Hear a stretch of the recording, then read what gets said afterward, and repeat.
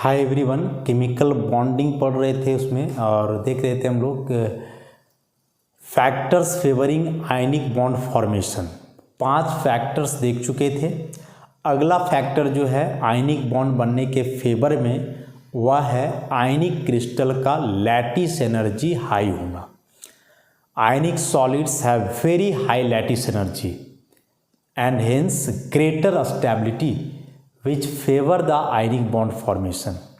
कि आयनिक सॉलिड्स का जो लैटिस एनर्जी होता है वह बहुत ज़्यादा होता है, उसके चलते वे स्टेबल अधिक होते हैं और स्टेबल अधिक होंगे तो हमेशा बनना चाहेंगे और यही आयनिक बॉन्ड बनने के पक्ष में होगा कि आयनिक बॉन्ड बनने के बाद जो स्पीशीज बन रहा है वो ज़्यादा स्टेबल है तो क्यों नहीं बनेगा बॉन्ड भाई, बनेगा ही। तो उसके लिए हम लोग लैटिस एनर्जी को समझेंगे कि लैटिस एनर्जी है क्या। कैपिटल यू से डिनोट करते हैं या इसी को लैटिस इंथैल्पी भी हम लोग बोलते हैं। So what is lattice energy?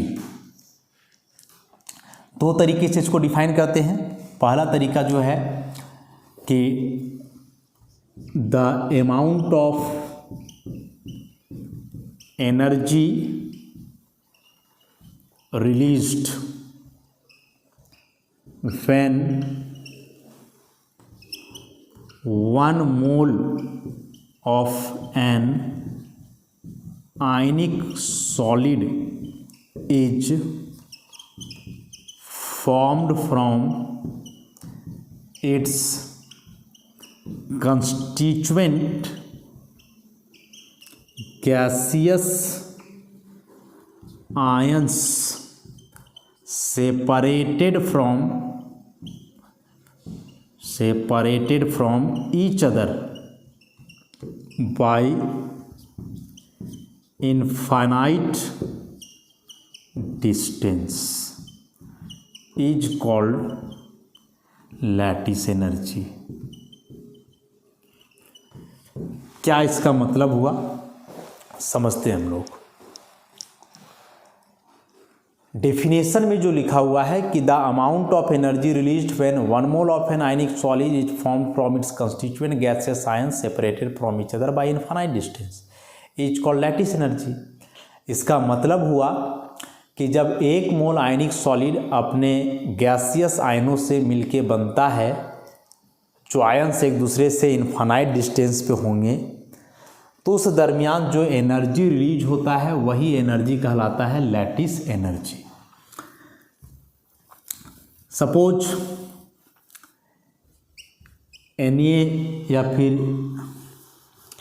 Na नहीं, कोई general Mn plus gaseous cation है, ये कंबाइन कर रहा है Xn माइनस जो कि कोई गैसियस एनायन है। तो जब ये दोनों जो है नॉन बॉन्डेड स्टेट में है, तो शुरू में भी हम लोग देखे थे कि नॉन बॉन्डेड स्टेट में मतलब दोनों इनफाइनाइट डिस्टेंस में है। तो जब गैसियस केटायन और गैसियस एनायन जो कि एक दूसरे से इनफाइनाइट डिस्टेंस पे होंगे, इनफाइनाइट डिस्टेंस से सेपरेटेड होंगे, जब ये दोनों एक दूसरे से कंबाइन करेंगे तो देखिए हम लोग कि जब कंबाइन करते हैं बॉन्ड फॉर्मेशन होता है तो एनर्जी हमेशा रिलीज होता है। वहाँ बॉन्ड फॉर्मेशन के दरमियान हमेशा एनर्जी रिलीज होगा। तो मान के चलो ये दोनों कंबाइन करके बना दिए Mx, तो यहाँ जो बनेगा वो सॉलिड बनेगा और साथ ही साथ एनर्जी रिलीज होगा। तो जब 1 मोल आयनिक सॉलिड अपने गैसियस केटायन और गैसियस एनायन जो कि एक दूसरे से इनफाइनाइट डिस्टेंस पे होते हैं उनसे मिल करके बनता है, तो जितना एनर्जी रिलीज होता है बाहर निकलता है, that energy is called lattice energy और lattice enthalpy. So here U is lattice energy, और चूंकि एनर्जी रिलीज हो रहा है तो U का यहाँ नेगेटिव वैल्यू होगा।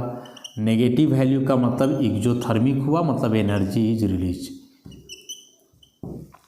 ऐसा तो ये डिफिनेशन लिखा हुआ है। अब साफ साफ समझ में आ जाएगा कि जब 1 मोल आयनिक सॉलिड अपने गैसियस आयन जो कि एक दूसरे से इनफाइनाइट डिस्टेंस पर है मिल करके बनता है, तो जो एनर्जी रिलीज होता है वही एनर्जी कहलाता है लैटिस एनर्जी। तो यहाँ एक जनरल हम लोग लिए हैं कि Mx कोई आयनिक सॉलिड है जो बन रहा है Mn प्लस गैसियस केटायन से और Xn माइनस गैसियस एनायन से।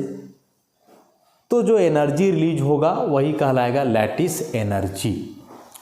एग्जाम्पल के तौर पर जैसे मान लो Mg2+, या इसको यहाँ लिखा जाए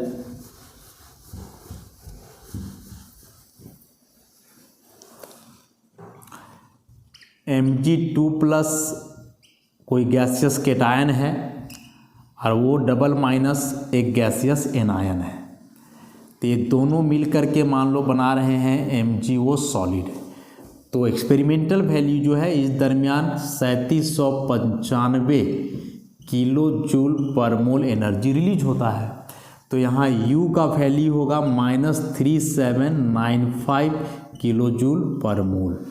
और इसका मतलब हुआ कि जब मैग्नीशियम ऑक्साइड का 1 मोल बनेगा गैसियस मैग्नीशियम और गैसियस ऑक्साइड आयन से, तो इतना एनर्जी बाहर निकलेगा and this energy is called lattice energy. इसी को दूसरे तरीके से हम लोग डिफाइन करते हैं। और दूसरे तरीके से इसको कैसे डिफाइन करेंगे? तो दूसरा तरीका क्या है इसका कि जैसे M कोई सॉलिड था, X भी सॉलिड गैस नॉन मेटल है, तो जनरली कोई ना कोई गैस ही होता है। तो यह मेटल है और ये नॉन मेटल है। तो क्या करोगे कि हीट करके इसको बदलोगे गैसियस केटायन में Mgn+, और इसको आप बदलोगे गैसियस एनायन में X/n-। तो इसके लिए यह इलेक्ट्रॉन गेन करेगा और E जो है सो इलेक्ट्रॉन लूज करेगा। और अब जो गैसेस केटायन एनायन बने ये आपस में जुड़ेंगे तो बनेगा आयनिक सॉलिड और एनर्जी बाहर निकलेगा which is called lattice energy. अब इसी का आप उल्टा करो। उल्टा क्या करो कि यह जो Mx सॉलिड बना है इसमें आप एनर्जी सप्लाई करो और सप्लाई करके इसको तोड़ दो गैसियस केटायन और गैसियस एनायन में। तो यहाँ जो एनर्जी लगेगा वह भी लैटिस एनर्जी ही कहलाएगा। And this energy is the amount of energy which is release during the formation of this ionic solid. कि आयनिक सॉलिड जब अपने गैसियस आयनों से मिलके बनेगा तो एनर्जी रिलीज होएगा। अब इसी सॉलिड को जब वापस उसके कंस्टिट्यूएंट गैसियस आयन में तोड़ोगे तो same amount of energy need होगा, सेम अमाउंट ऑफ एनर्जी की आवश्यकता होगी वहाँ। और दोनों केस में यह लैटिस एनर्जी ही कहलाएगा। अंतर हुआ कि एक केस में एनर्जी रिलीज हो रहा है और दूसरे केस में एनर्जी एब्जॉर्ब हो रहा है। तो जैसे MgO जब बना मैग्नीशियम और ऑक्साइड आयन जो कि गैसियस फॉर्म में हैं तो इतना एनर्जी रिलीज हुआ। अभी जो MgO सॉलिड बना इसको वापस यदि इतना एनर्जी देते हो किलो जूल तो फिर से यहाँ से मैग्नीशियम आयन और ये जो ऑक्साइड आयन है ये सेपरेट हो जाएंगे। तो यहाँ जो U का वैल्यू होगा इसको प्लस में लिखेंगे 3795 किलो जूल पर मोल। यहाँ भी लैटिस एनर्जी, यहाँ भी लैटिस, बस अंतर हुआ कि यहाँ एनर्जी रिलीज हो रहा है एक्सोथर्मिक है तो नेगेटिव वैल्यू, और यहाँ एनर्जी एब्जॉर्ब हो रहा है एंडोथर्मिक है तो पॉजिटिव वैल्यू, मतलब तो वही हुआ। तो इससे हम लोग क्या जाने कि जब एक आयनिक सॉलिड आयनों से मिलके बनता है तो एनर्जी हमेशा रिलीज होगा, लेकिन उसी आयनिक सॉलिड को जब आयनों में तोड़ोगे तो एनर्जी देना पड़ेगा, एनर्जी एब्जॉर्ब होगा। And both energy are called lattice energy और लैटिस इंथैल्पी। तो अब इसको दो तरीके से डिफाइन करेंगे। पहला डिफिनेशन जो हम लोग लिखे थे कि the amount of energy released when 1 mole of an ionic solid is formed from its constituent gaseous ions separated from each other by infinite distance is called lattice energy. And in other words, we can also define the lattice energy in this way: the amount of energy needed to break 1 mole of ionic solid into its constituent gaseous ions। मतलब दोनों का same है, बस energy एक बार absorb हुआ और एक बार energy release होगा। तो आयनिक सॉलिड्स का लैटिस एनर्जी जनरली हाई होता है। तो लैटिस एनर्जी हाई होने का मतलब हुआ कि उस आयनिक सॉलिड को आयनों में तोड़ने के लिए ज़्यादा एनर्जी लगेगा। तो ज़्यादा एनर्जी लग रहा है इसका मतलब कि पहले से अस्टेबल है।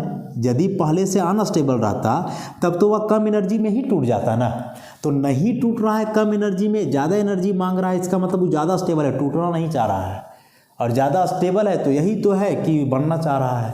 फैक्टर्स फेवरिंग में यही है कि आयनिक सॉलिड का लैटिस एनर्जी ज़्यादा है, इसका मतलब उसको तोड़ने में ज़्यादा एनर्जी लगेगा, मतलब ये ज़्यादा स्टेबल है।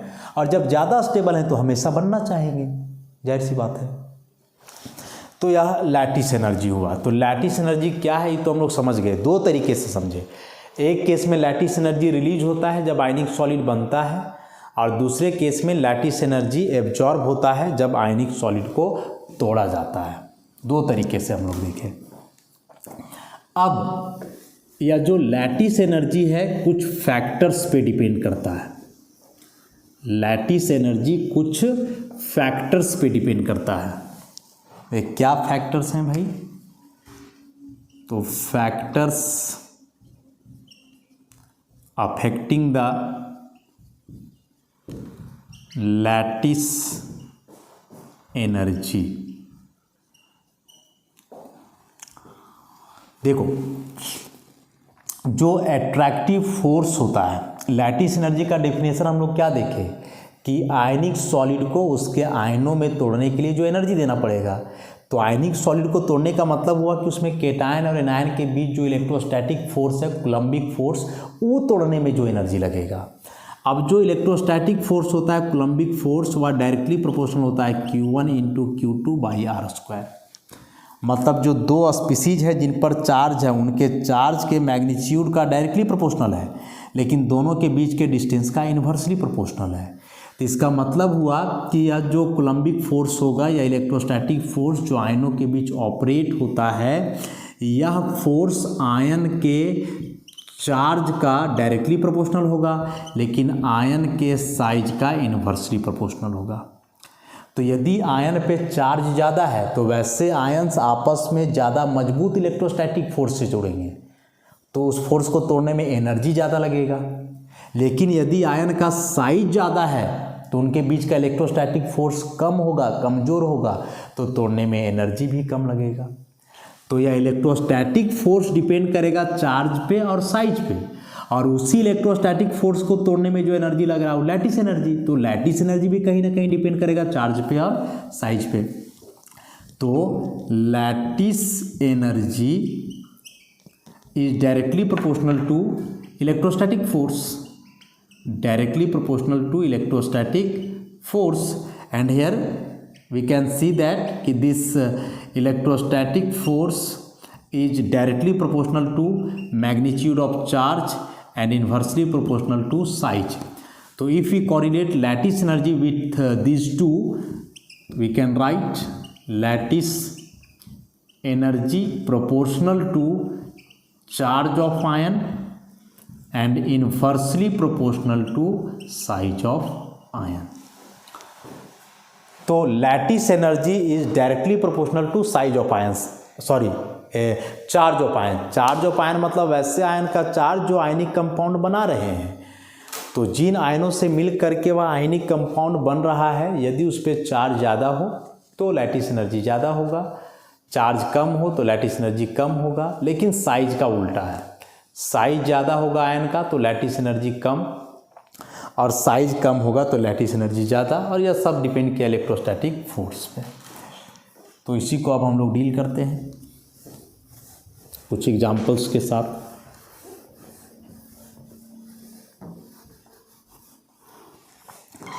तो पहला फैक्टर जो इसमें हम लोग देखें कि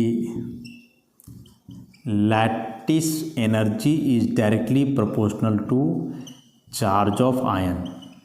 अभी चार्ज ऑफ आयन की जगह आइदर केटायन और एनायन दोनों का एग्जाम्पल लेकर के यदि चलें हम लोग, तो एग्जाम्पल में इसका आता है, जैसे आप ले लो NaCl, MgCl2 और AlCl3। सब जगह पे एनायन सेम है, Cl-, Cl-, Cl-। केटायन यहाँ Na+, Mg2+, Al++। तो जब लेफ्ट टू राइट जा रहे हैं तो हम लोग क्या देख रहे हैं कि आयन का चार्ज बढ़ रहा है, चार्ज ऑफ केटायन इंक्रीजेज, और जब केटायन का चार्ज बढ़ रहा है तो लैटिस एनर्जी भी बढ़ेगा। Lattice energy also increases. ऐसा, अब लैटिस एनर्जी बढ़ रहा है, पता कैसे चलेगा? तो आप तो मान लो ऐसे, या फिर डाटा के साथ यदि चलोगे तो NaCl का जो लैटिस एनर्जी है वो 778 किलो जूल पर मोल, 2326 किलो जूल पर मोल, और जो AlCl3 का लैटिस एनर्जी है बहुत ज़्यादा 5376। ये सभी डाटा जो हैं किलो जूल पर मोल में है। मतलब NaCl क्रिस्टल को यदि तोड़ोगे गैसियस आयन में तो इतना एनर्जी देना पड़ेगा 778 किलो जूल। मैग्नीशियम क्लोराइड को यदि तोड़ते हो गैसियस आयन में तो 2326, और वही AlCl3 में देख लो 5376। कितना ज़्यादा एनर्जी है, इसके तुलना में देखोगे तो लगभग 7 गुना एनर्जी हो गया।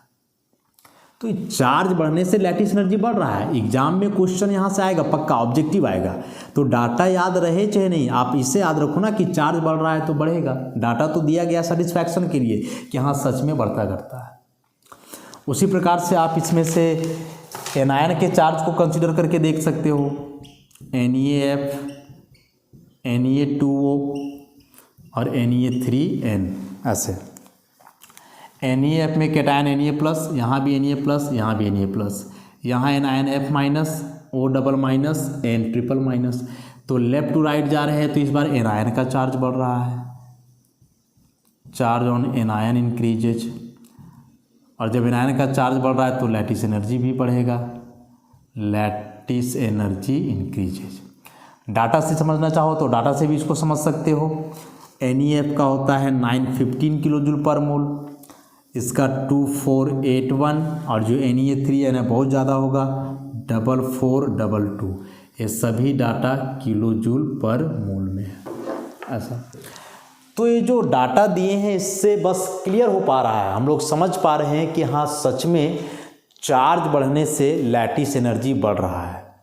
अब वह चार्ज केटायन का बढ़े चाहे एनायन का बढ़े कोई फ़र्क नहीं पड़ता है, चार्ज बढ़ रहा है तो लैटिस एनर्जी बढ़ेगा। अब इसी में से कोई क्वेश्चन आ जाए, कोई भी आयंस दिए हुए रहें 3 और 4 और पूछ दे भाई कि किसका लैटिस एनर्जी ज़्यादा होगा, तो आप इस फैक्टर को याद रखोगे। ये तो चार्ज की बात किए हम लोग। साइज की बात करें तो क्या, तो साइज के बारे में हम लोग क्या देखें कि lattice energy is inversely proportional to size of ion. Lattice energy is inversely proportional to size of ion. Example ले लो आप, जैसे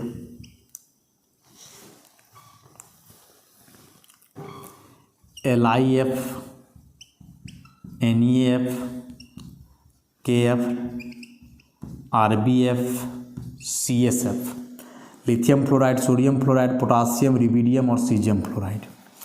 एनायन तो सब जगह सेम है, फ्लोराइड आयन। केटायन में lithium ion, sodium ion, potassium, rubidium, caesium, ये सभी एक ही ग्रुप के केटायन हैं, ग्रुप 1 के। और हम लोग जानते हैं कि डाउन दी ग्रुप जाने से जो साइज होता है वह बढ़ता है, तो ऊपर से नीचे आने पर क्या होगा कि साइज बढ़ेगा, साइज ऑफ केटायन बढ़ेगा। और अकॉर्डिंग टू वेरिएशन यदि साइज बढ़ रहा है तो लैटिस एनर्जी घटेगा, तो लैटिस एनर्जी घटेगा, लैटिस एनर्जी डिक्रीजेज। कैसे मानेंगे इसको, तो डाटा से मानो, डाटा दिया गया है, डाटा से हम लोग समझेंगे। LiF का होता है 1033 किलो जूल पर मोल, इसका 915, KF का जो है 813, RbF का 778 और इसका 747। तो LiF का लैटिस एनर्जी सबसे ज़्यादा है क्योंकि लिथियम आयन का साइज सबसे छोटा है। सीजियम का सबसे कम है क्योंकि सीजियम आयन का साइज सबसे बड़ा है। वैसे ही आप एनायन के लिए यदि देखोगे तो NaF, NaCl, NaBr और NaI, इस बार केटायन सेम है, एनायन अलग अलग है, F-, Cl-, Br-, I-। ये सभी एनायन एक ही ग्रुप के हैं, ग्रुप 17 के हेलाइड आयंस हैं सभी। ऊपर से नीचे आने पर साइज बढ़ता है, तो इस बार एनायन का साइज बढ़ रहा है, साइज ऑफ एनायन इंक्रीजेज, इसीलिए लैटिस एनर्जी डिक्रीजेज। और डाटा के साथ यदि चलोगे तो NaF का लैटिस एनर्जी 915, NaCl का 778, NaBr का 739 और इसका 692। तो बस डाटा रटना कोई ज़रूरी नहीं है, एग्जाम में डाटा नहीं पूछेगा लेकिन वेरिएशन तो पक्का पूछेगा। यही कोई 4-5 कंपाउंड्स दे करके पूछा जाएगा, और जब ऐसे दिया हुआ रहेगा तो एक कंपैरिजन के लायक दिया हुआ रहेगा, या तो केटायन कॉमन होंगे या एनायन कॉमन होंगे, साइज में अंतर पता चलेगा, चार्ज का अंतर पता चलेगा, तो इस आधार पे क्वेश्चन आएगा एग्जाम में, और वैसे ही आपको करना है और वैसे ही जो है समझना है।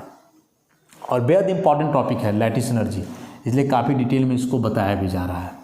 तो मान लो क्वेश्चन आता है CaCl2, MgCl2, BeCl2, BaCl2 और SrCl2, इस सब को लैटिस एनर्जी के इंक्रीजिंग ऑर्डर में अरेंज करो।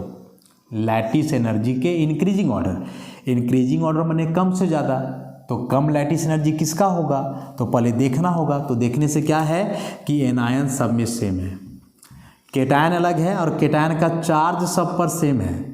तो जब केटायन का चार्ज सब पे सेम है तो ऑब्वियसली साइज अलग होगा, और सब पे सेम साइज चार्ज है, इसका मतलब सब एक ही ग्रुप के एलिमेंट है, ग्रुप 2 के। और ग्रुप 2 में ये एलिमेंट्स कैसे अरेंज हैं, बेरिलियम, फिर मैग्नीशियम, कैल्शियम, स्ट्रोंटियम और बेरियम। ऊपर से नीचे जाने पर साइज घटता है, और ऊपर से नीचे जाने पर साइज बढ़ता है, और जब साइज बढ़ रहा है तो लैटिस एनर्जी घटेगा। तो सबसे कम लैटिस एनर्जी किसका, बेरियम वाला का। तो BaCl2 इससे ज़्यादा, SrCl2 इससे ज़्यादा, CaCl2 इससे ज़्यादा, MgCl2 और सबसे ज़्यादा BeCl2, ऐसा। तो ये दो फैक्टर्स, आयन का चार्ज और आयन का साइज, याद रखना है बिल्कुल। लैटिस एनर्जी कैसे वैरी करता है इन दोनों फैक्टर्स के साथ। अब हम लोग पढ़ेंगे लैटिस एनर्जी का importance of lattice energy.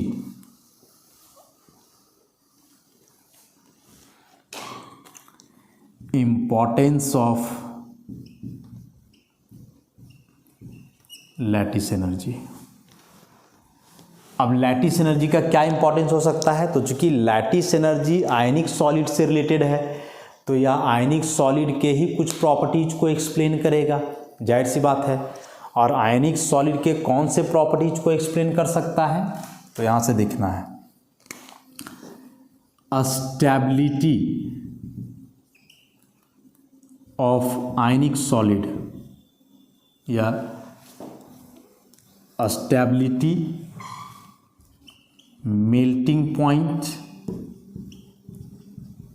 and hardness, all these are directly proportional to lattice energy। Lattice energy का डाटा नहीं पता है तो इसको ऐसे समझो, directly proportional to charge of ion and inversely proportional to size of ion. Ionic compound का stability, ionic compound का मेल्टिंग पॉइंट, आयनिक कंपाउंड का हार्डनेस, ये तीनों लैटिस एनर्जी के डायरेक्टली प्रोपोर्शनल है। मतलब लैटिस एनर्जी यदि ज़्यादा, स्टेबिलिटी ज़्यादा, मेल्टिंग पॉइंट ज़्यादा, हार्डनेस ज़्यादा। लैटिस एनर्जी प्रोपोर्शनल है चार्ज ऑफ आयन और साइज ऑफ आयन का। तो यदि लैटिस एनर्जी को बीच में गोल कर दो तो डायरेक्ट ये दोनों को कोरिलेट करो। तो stability is proportional to charge of ion, melting point and hardness are also proportional to charge of ion, but all this three are inversely proportional to size of ion. तो question क्या आ सकता है, question ऐसा आ जाए, which one is most stable, which one is most stable. Option में दिए हुए रहेंगे NaCl, NaF, NaBr और लास्ट में NaI। या फिर ऐसे पूछे, which one has highest melting point, और सामने दिए हुए रहे NaF MgCl2 AlCl3 और कोई और बीच में दिया हुआ रहे MgO। शॉर्ट क्वेश्चंस तो ऐसा ही बनते हैं, ऑब्जेक्टिव टाइप क्वेश्चंस। तो देखो मेल्टिंग पॉइंट और स्टेबिलिटी दोनों तो डिपेंड किया लैटिस एनर्जी पर, लेकिन हम बताएं कि लैटिस एनर्जी का वैल्यू तो पता नहीं रहेगा आपको। तो वैल्यू नहीं पता रहेगा तो वैल्यू का ज़रूरत भी नहीं है ना। आप लैटिस एनर्जी का वेरिएशन देखो, जो आयन का चार्ज और साइज के साथ हो रहा था, और उस चार्ज और साइज के साथ जो वेरिएशन हो रहा था उस आधार पे तो आप डेफिनेटली बता पाओगे। मोस्ट स्टेबल मतलब lattice energy maximum. Lattice energy maximum कब होगा तो उसके लिए यहाँ आयन को कंपैरिजन करो। सोडियम आयन है मतलब केटायन सेम है, तो केटायन सेम है तो इसको देखना नहीं है, देखना है आयन को जो अलग है। Cl minus F minus Br minus I minus, सारे आयंस का चार्ज सेम है। तो जब सारे आयंस का चार्ज सेम है तो वैरी क्या करेगा, साइज। अब साइज का वेरिएशन तो भाई याद रखना होगा पीरियोडिक टेबल के हिसाब से कि पीरियोडिक टेबल में सबसे ऊपर F है, फिर Cl है, फिर Br है, I है। ऊपर से नीचे जाने पर साइज बढ़ता है, और जब साइज बढ़ेगा तो लैटिस एनर्जी घटेगा और स्टेबिलिटी भी घटेगा। तो आयोडीन वाला सबसे कम स्टेबल, फ्लोरीन वाला सबसे ज़्यादा स्टेबल। तो मोस्ट स्टेबल पूछा है तो ऑप्शन हो जाएगा इसका NaF। हाईएस्ट मेल्टिंग पॉइंट, तो मेल्टिंग पॉइंट भी यहाँ डिपेंड कर रहा है लैटिस एनर्जी पे ही। तो ज़रा देखो क्या है यहाँ पे, F minus Cl minus O double minus, उसके बाद यहाँ Na plus Mg2 plus Al triple plus और Mg2 प्लस। तो यहाँ मिक्स्ड केटायन और एनायन दिए हुए हैं, मिक्स्ड केटायन और एनायन दिए हुए हैं। लेकिन कुछ कुछ बात जो हम लोग समझ सकते हैं कि एनायन में ही तीनों का चार्ज सेम है, साइज में थोड़ा अंतर है और यहाँ चार्ज इसका ज़्यादा है। यदि केटायन को देख करके चलोगे तो एल्यूमिनियम आयन का चार्ज मैक्सिमम है और चार्ज का डायरेक्टली प्रोपोर्शनल होता है लैटिस एनर्जी। तो उस हिसाब से इसका लैटिस एनर्जी सबसे ज़्यादा होगा। आप सोचोगे कि नहीं यहाँ तो केटायन एनायन दोनों का चार्ज ज़्यादा है, यहाँ तो केवल केटायन का ज़्यादा है। तो उस हिसाब से फिर डाटा से जाओ, तो डाटा में हम लोग देखे थे कि जो AlCl3 था इसका 5500 के आसपास कुछ था, 5376, और MgO का था 3795।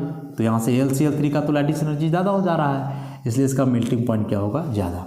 तो डाटा नहीं भी तो एक चार्ज के आधार पे आप अंदाज़ा तो लगा ही सकते हो, और इस आधार पे आप बिल्कुल बता सकते हो कि मेल्टिंग पॉइंट ज़्यादा या कम किसका होगा, स्टेबल ज़्यादा या कम कौन होगा। और एक जो हार्डनेस वाला चीज़ हम लोग देखें, यह भी बेहद इम्पॉर्टेंट है। जैसे किसी सब्सटेंस का एसिडिक और बेसिक नेचर या स्ट्रेंथ पता करने के लिए pH स्केल होता है। सब्सटेंस के एसिडिक या बेसिक स्ट्रेंथ को पता करने के लिए pH स्केल होता है। pH में 7 से वैल्यू कम है तो एसिड, 7 से ज़्यादा है तो बेस, 7 है तो न्यूट्रल। अब 7 से जितना कम है उतना स्ट्रॉन्ग एसिड, 7 से जितना ज़्यादा है उतना मजबूत बेस। तो एसिडिक बेसिक स्ट्रेंथ या नेचर को पता करने के लिए जिस प्रकार से pH स्केल है, उसी प्रकार से हार्डनेस को पता करने के लिए होता है मोज स्केल। मोह नाम है, और यह जो मोज स्केल है इस पर मैक्सिमम वैल्यू 0 से लेकर के होता है 10 तक, और मोज स्केल पर जो 10 वैल्यू मापा गया हार्डनेस का वह डायमंड का। और हम लोग को पता है कि अभी तक में diamond is the hardest material known. अभी तक डायमंड सबसे कठोर पदार्थ के नाम से जाना गया है, और इसका जो हार्डनेस मेजर किया गया मोज स्केल पे वह 10 है। 10 मतलब मैक्सिमम वैल्यू है। तो बाकी जो आयनिक कंपाउंड्स बचेंगे उन सब का हार्डनेस मोज स्केल पे इससे कम ही होगा। अब हार्डनेस भी यहाँ डायरेक्टली प्रोपोर्शनल है लैटिस एनर्जी का, और लैटिस एनर्जी प्रोपोर्शनल है चार्ज का, और इन्वर्सली प्रोपोर्शनल है साइज का। तो जैसे मान लो कुछ क्रिस्टल है BO, MgO, CaO, SrO, BaO। तो हम लोग क्या देख रहे हैं कि ऊपर से नीचे जा रहे हैं, तो देखो एनायन तो सेम ही है। केटायन है B2 plus Mg2 plus Ca2 plus Sr2 plus Ba2 plus. तो ऊपर से नीचे जाने पर सबसे पहला size of cation increases. Cation का साइज बढ़ने से क्या होगा, लैटिस एनर्जी घटेगा, लैटिस एनर्जी डिक्रीजेज, और लैटिस एनर्जी घटने से क्या होगा, हार्डनेस घटेगा, हार्डनेस डिक्रीजेज।